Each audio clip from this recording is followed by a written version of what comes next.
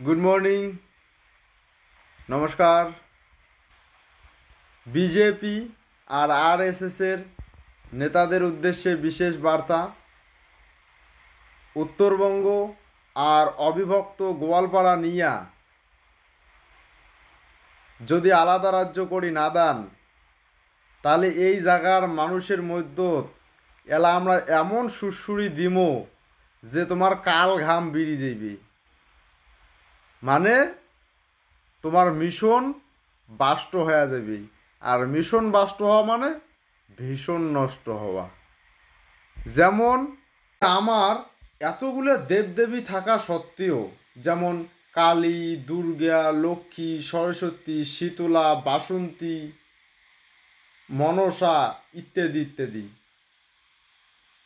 ব্রহ্মা, বিষ্ণু, মহেশ্বর, কার্তিক, গণেশ, শনি, আরও কত কি থাকার পরেও আমার এই রাজ্যখান অন্যায়ভাবে, অবৈধভাবে ছিনিয়ে নিছে।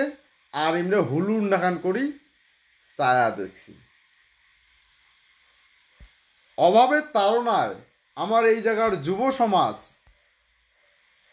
ভিন রাজ্যত কাজত যায়া বিল্ডিং থেকে পড়ি ঢোপ ঢোপা লাশ হয়ে বাড়ি এসে আমার মা বোনের ঘর ভিন রাজ্যত যায়া বাসা বাড়ির কাজ করে, শুয়ে থাল ভাড়া মাঝে, শুয়ে কাপড় ধোয়।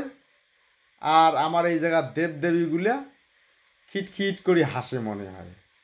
এমনি ছায়া দেখে, নীরব দর্শকের ভূমিকা পালন করে। তো আমার এই যে সর্বস্ব দিয়া কষ্ট করে কাজ করিয়া আমরা এই যে এই দেবদেবীগুলো পূজা করি কিসের জন্যে? ভাল হওয়ার জন্যে। তো তা ভাল তো হই না। এতদিন থেকে আন্দোলন করি রাজ্যের জন্যে, রাজ্য আমাকে দেয় না নিয়ে। তো এগুলোকেও এবার আমারগুলোর চরম শিক্ষা দেওয়ার দরকার। আর সেই শিক্ষাটা কি? যে যতদিন পর্যন্ত আমার এই রাজ্য হয় নাই, ততদিন পর্যন্ত এই জায়গার ঠাকুর ঠুকুর দেব দেবী এলে পুজো করা বয়কট। আর এটাই হবে এই জায়গার দেবদেবী ঠাকুর ঠুকুরের প্রতি চরম শাস্তি ঘোষণা করা। এটি হবে আমার শাস্তি। আর এইভাবে রাজ্য দিতে যত দেরি করবেন, তত আমরা আস্তে আস্তে এই ঠাকুর ঠুকুর, এই সনাতন ধর্ম, এই হিন্দু ধর্ম ভুলেই যাবো। আমরা রাক্ষসে পরিণত হমো। এক সব খামো, ভোজ থেকে শুরু করি সবে খামো। তখন বুঝবেন ঠেলাটা। হ্যাঁ, হিন্দু জাগরণ তো তখন দেখা যাবে। হিন্দু জাগরণ করে দেওয়া ঠেকে এই জায়গার মানুষগুলো যখন ওই ধর্মের কথা ভুলেই যাবে।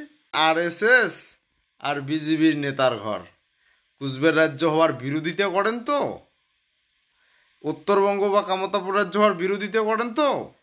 সর্বনাশের হাত থেকে যদি বাঁচিত চান, তাহলে যত তাড়াতাড়ি পান এখান আলাদা রাজ্য গঠন করার জন্য সুপারিশ করো।